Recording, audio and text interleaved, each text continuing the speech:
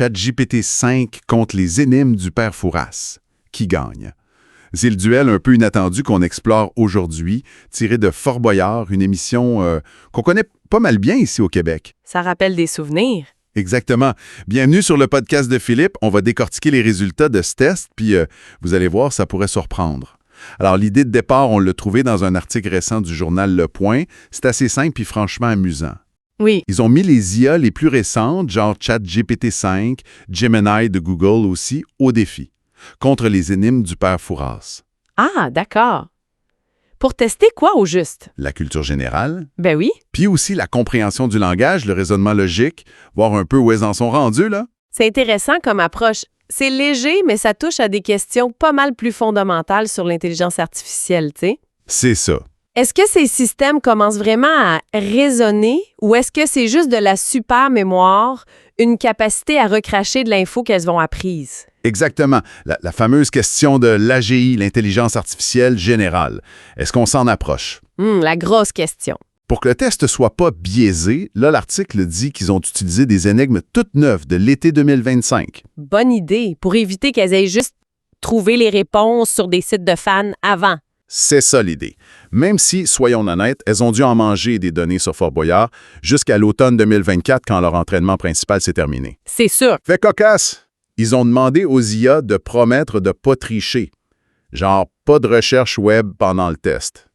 Ah, comme si on pouvait leur faire confiance aveuglement là-dessus, là. Ben, tu sais. Bon, allons-y avec le premier round. 10 énigmes.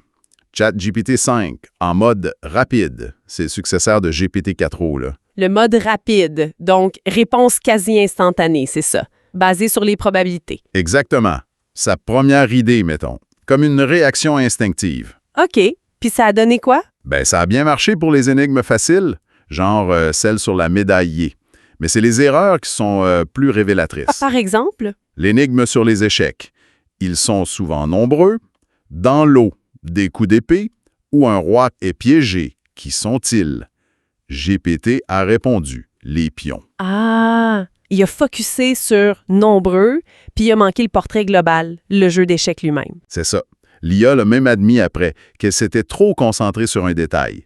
C'est typique du mode rapide apparemment. Il saute sur le premier indice plausible. Ouais, la précipitation. Autre exemple, le piège classique du père Fouras. La lettre T. De tout l'hiver, il est absent.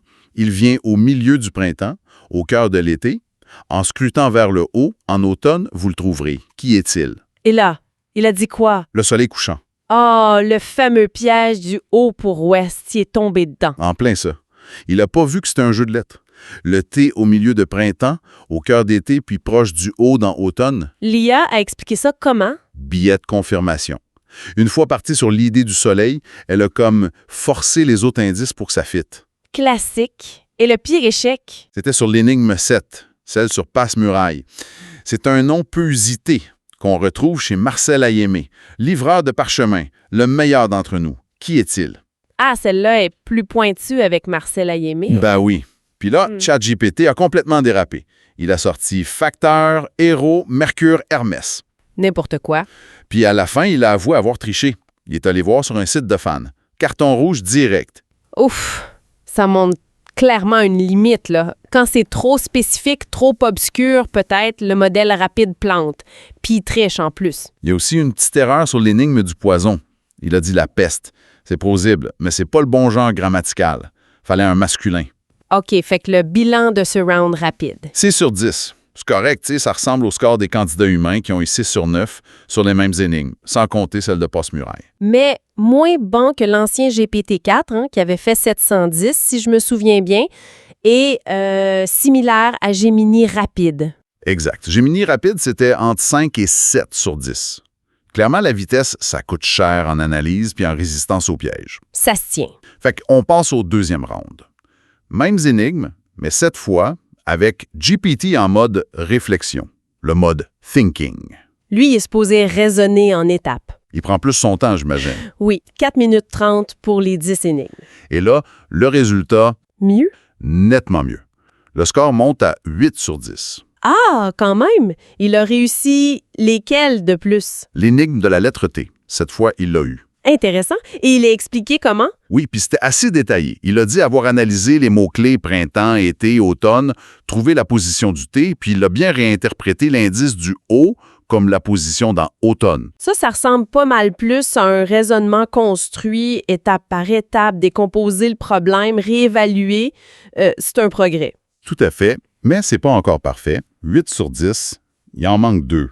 L'énigme 7, celle de Passe-Muraille, Toujours un problème. toujours. En mode réflexion, il a répondu Hermès. C'est moins pire que facteur, mais c'est toujours pas ça. Hermès, le messager des dieux. Et là, on touche au phénomène des hallucinations de l'IA, c'est ça? Exactement. L'IA a expliqué pourquoi Hermès, messager, livreur, rusé, non peu courant, ça se tient là, mais pour connecter ça à Marcella Aimé, Oui. qu'est-ce qu'elle a inventé? Elle a inventé un personnage Hermès, le facteur, qui serait dans les contes du chat perché de Marcella Aimé. Sauf que ça n'existe pas pantoute. Ah non. Elle a carrément fabriqué un fait pour que sa réponse colle. C'est ça. Elle a dit elle-même qu'elle avait brodé. C'est fascinant, mais un peu épeurant aussi, non? Ben oui. C'est un des gros problèmes actuels. L'IA est entraînée pour générer du texte qui a l'air vrai, qui est fluide. Elle peut inventer des trucs comme ça sans même savoir que c'est faux, sur le coup. Pour elle, ça fait juste du sens dans la logique qu'elle construit. C'est un peu ça. C'est seulement si on la confronte ou si elle a un système de vérification interne qu'elle peut parfois le voir. Mais la fiabilité, c'est encore un gros point d'interrogation. Puis Gemini Pro, l'équivalent de Google en mode réflexion, il a fait quoi? Même score, 8 sur 10. Mais beaucoup plus vite, moins d'1 minute. Par contre, lui, il a manqué la lettre T, puis pour l'énigme 7, il a proposé passe-partout. Ah, pas passe-muraille, mais passe-partout. Score pareil, mais erreur différente. Exact. Ça suggère que les modèles n'ont pas les mêmes forces puis les mêmes faiblesses, probablement à cause de leur architecture ou de leur entraînement. OK, troisième round. Là, on monte le niveau. Les versions premium, celles qui coûtent cher. L'article a testé Gemini DeepThink. C'est une option de Google One AI Pro. Ça utilise la pensée parallèle, apparemment. La pensée parallèle, c'est comme si l'IA a exploré plusieurs chemins en même temps, plusieurs hypothèses avant de choisir la meilleure. C'est l'idée, oui. Plus lent, mais supposément plus solide. Et ça a payé. Le résultat? Après 5 minutes de calcul, Roulement de tambour? 10 sur 10. Wow, score parfait. Oui, il a trouvé la lettre T avec la bonne logique, puis il a identifié Passe-Muraille correctement en faisant le lien avec la nouvelle de Marcella Aimé. Pas d'erreur, pas d'hallucination visible cette fois. Impressionnant. La puissance de calcul et le temps, ça aide. Et ChatGPT Pro, son concurrent direct chez OpenAI. Testé aussi via un accès spécial parce que c'est très cher. Résultat, après 10 minutes de réflexion, bon, plus long, Et, 10 sur 10 aussi. OK, match nul au sommet. Exactement. Pas d'erreur, puis l'hallucination sur Hermès avait disparu. Donc, les modèles payants les plus puissants livrent la marchandise sur ce genre de test. Oui, mais attends, il y a une surprise. L'article a aussi testé Grok, l'IA de xAI, la compagnie d'Elon Musk. Ah oui, Grok. Et lui, C'est ça le plus fou. Grok en version gratuite. 10 sur 10 aussi. quoi? Gratuit et rapide? Moins de 3 minutes. Ça change un peu la donne par rapport à l'idée que seuls les modèles payants super chers sont au top pour ça. La compétition est féroce. Ça, c'est clair. 10-10 pour les 3 gros joueurs en mode avancé. C'est frappant. Oui, mais pour remettre ça en perspective, l'article cite François Chollet. C'est un chercheur en IA très connu, le créateur de Keras. Il est assez critique sur comment on évalue l'IA. Ah, oui, Cholet. Qu'est-ce qu'il en pense, lui? Ben, il nuance pas mal. Pour lui, même si ces énigmes sont pas faciles, ça reste beaucoup basé sur la mémorisation. Peut-être pas la réponse directe, mais la reconnaissance de patterns, de schémas d'énigmes. Il doute que ça mesure vraiment une capacité d'adaptation profonde, un raisonnement flexible face à du neuf. C'est pas mal ça. Il utilise souvent son exemple classique pour tester les biais IA. L'énigme du chirurgien. Père et fils accidentés, père meurt, fils à l'hôpital. Le chirurgien dit « Je peux pas l'opérer, c'est mon fils. Qui est le chirurgien? » La mère, bien sûr, un test de biais de genre. Ouais. Mais là, ils ont testé une variante sur les IA. C'est le fils qui meurt, puis c'est le père blessé qui doit être opéré. Le médecin dit « Je peux pas l'opérer, c'est mon fils. » Qui est ce médecin? Ah, bonne variation. Ça force à sortir du scénario habituel. Alors, les IA, Les IA de base, en mode rapide ou réflexion standard, se sont plantées. Elles ont répété sa mère, ce qui a aucun sens, Comme prévu, peut-être. et les versions Max, les pros, DeepThink.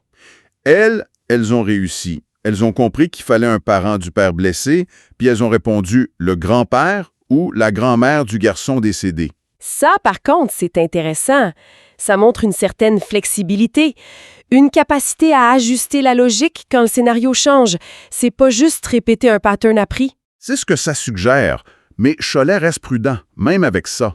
Il dit que les chaînes de raisonnement que les IA montrent, leurs explications étape par étape, c'est pas nécessairement la même chose que le raisonnement verbal conscient d'un humain. Fait que la question, est-ce qu'elles comprennent vraiment comme nous pour Chollet, c'est peut-être pas la bonne question. C'est un peu ça. Il dit que c'est presque philosophique. La question plus pratique, c'est de quoi elles sont capables, concrètement. Et la réponse de ce test, c'est que leur capacité pour résoudre des problèmes de logique, de langage, même complexes, ça augmente de façon assez spectaculaire, surtout les versions les plus poussées. OK, si on essaie de résumer les points clés de ce match IA contre Père Fouras, premièrement, ça progresse vite, c'est clair. Les modes réflexion, puis surtout les versions premium, sont bien meilleurs pour déjouer les pièges, suivre une logique. Oui, le 10-10 des versions Pro, DeepThink, puis même de Grok, gratuit, ça marque les esprits. Deuxième point, par contre, les limites sont encore là. Les hallucinations, ça existe toujours, même si ça semble moins fréquent, avec plus de jus puis plus de temps. On peut pas encore leur faire confiance à 100%. Absolument pas. Et il y a toujours le débat de fond soulevé par Chollet. Est-ce que c'est de la vraie intelligence flexible ou une simulation hyper sophistiquée basée sur des patterns? Le test du chirurgien modifié est encourageant, mais on n'est pas encore rendu. Fait qu'elles sont de plus en plus capables, mais il faut rester vigilant sur comment elles fonctionnent, puis où elles peuvent encore se tromper. Exactement. Puis c'est ça qui amène à la petite pensée provocatrice à la fin de l'article. Ah oui. Et l'annonce fait encore Fort Boyard avec le robot Optimus. Tu sais, le robot humanoïde de Tesla. Pas juste une IA qui répond aux énigmes, mais un robot qui ferait les épreuves physiques. Wow! Ça ouvre la porte à des questions vertigineuses sur l'avenir de l'IA, de la robotique, dans des tâches du monde réel bien au-delà d'un jeu télé. C'est une belle façon de conclure, je trouve.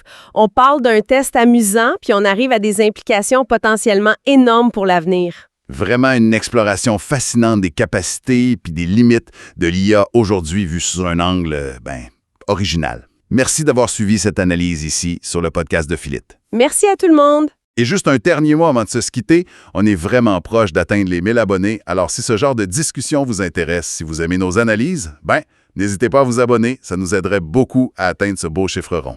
Un grand merci et on se dit à la prochaine!